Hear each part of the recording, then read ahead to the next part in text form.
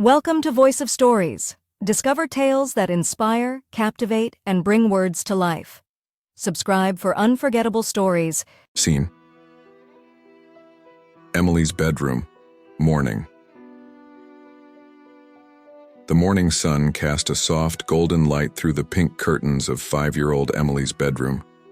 Jack stood in the doorway, a smile tugging at his lips as he watched his daughter, focused and serious, as she brushed her dark hair in front of a heart-shaped mirror.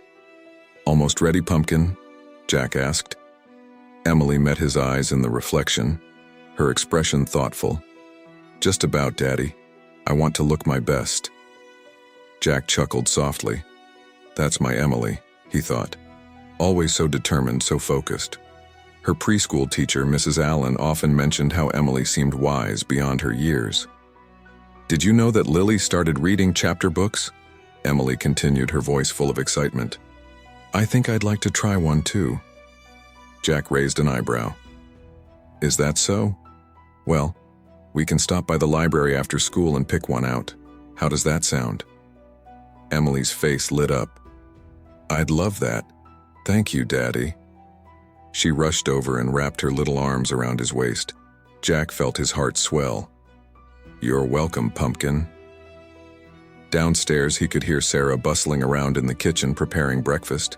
Jack's mind shifted briefly to the work week he had just survived. The endless meetings, deadlines, and the mounting pressure at the office. All he wanted was a peaceful weekend with his family. But as he sat down at the kitchen table, Emily hopped up beside him, her green eyes sparkling with curiosity. "Daddy, I've been thinking," she began, her voice full of seriousness. "Where do people go when they die?" Jack froze, his fork halfway to his mouth. He glanced at Sarah, who raised her eyebrows in a silent, almost pleading question. "Help me out here." "Well, pumpkin," Jack began, trying to choose his words carefully. "Mrs. Allen says they go to heaven, but some people believe different things. Your friend Ava thinks we just disappear forever." Emily met his gaze seriously, her expression unwavering. "That can't be right, though. Right, Daddy?" Jack hesitated. "How do you explain something like this to a 5-year-old? "You're right," he said slowly. "But it's a big question, and people don't always agree. I think we all have our own beliefs about what happens after we die. And maybe it's one of those things we'll just have to figure out as we grow older." Emily considered this. "I think I'm going to ask Mrs. Allen more about it," she said matter-of-factly. "She always knows a lot." Jack smiled and ruffled her hair. "She sure does." As the conversation shifted to breakfast, Jack couldn't shake the nagging feeling that his wife had been distant lately, more so than usual. He had noticed her avoidance of his gaze, the way she seemed tense and preoccupied. Something was off. After breakfast, Jack took Emily to school, but the tension lingered in the air. As he drove through the morning traffic, his mind wandered. What's going on with Sarah? When they arrived at the daycare, Emily quickly unbuckled herself and hopped out of the car, eager to start her day. "Bye, Daddy, love you," she called, skipping ahead. Jack called after her. "Wait, Emily." She turned, pigtails swishing. "Be good today. No more playground policing, okay?" Emily's brow furrowed. "But Daddy, Danny hit Ava with a truck yesterday. I have to make sure it doesn't happen again." Jack chuckled, though he tried to hide his concern. "You're not the playground police, little miss. Leave that to Mrs. Allen, okay?" "Fine," Emily sighed. "But if he does it again, I'm telling a teacher." Jack raised an eyebrow. "Deal. No vigilante justice." Emily nodded, serious again, and headed inside. Mrs. Allen, her teacher, greeted them with a smile, her tone warm but slightly amused. "Good morning, Mr. Spencer. Emily's going to take on the world again today, I see." "That she is," Jack said with a grin, watching his daughter march toward the door with her usual determination. Scene. Daycare playroom. Later that morning, Mrs. Allen was sorting through the attendance sheet when a piercing scream split the air. She looked up to see Emily grappling with Danny over a blue truck in the middle of the playroom. Danny's face was flushed with frustration as he tried to wrench the toy from Emily's hands. Emily, Danny, what's going on here? Mrs. Allen called, rushing over. Danny hit Ava with the truck yesterday, Emily said, her voice filled with righteous anger. And now he's trying to do it again. I'm stopping him. Danny protested, his voice shaky. I wasn't gonna hit her, I swear. Ava, who had been coloring in the corner, looked up nervously. I don't want to be involved. Mrs. Allen shook her head, exasperated. All right, enough. Emily, we've talked about this before. You're not the playground police. Let's leave the problem solving to the adults, okay? But, Emily started, but Mrs. Allen cut her off. No buts, young lady. If you can't play nicely, you'll have to take a break from the truck. Danny, if you can't keep your hands to yourself, we'll have a talk later. Now both of you go find something else to do.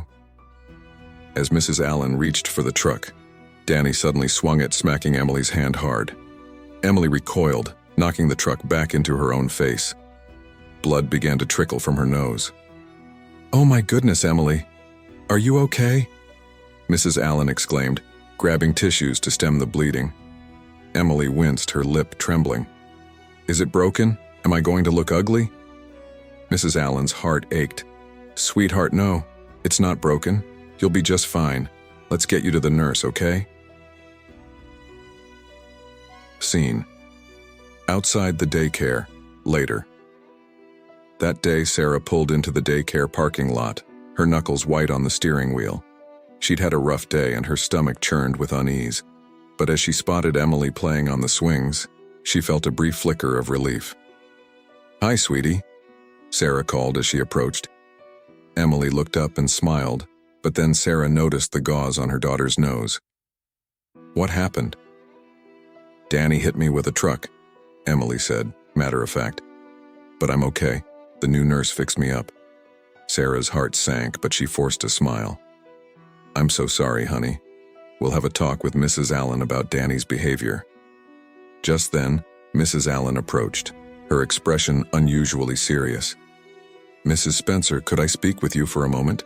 She asked, her eyes flicking nervously between Sarah and Emily. A wave of unease washed over Sarah. Of course. Once Emily was out of earshot, Mrs. Allen spoke in a lowered voice. I just wanted to mention something odd. Earlier today, Emily said she recognized the new nurse, Veronica. She told me that you... Mrs. Allen hesitated.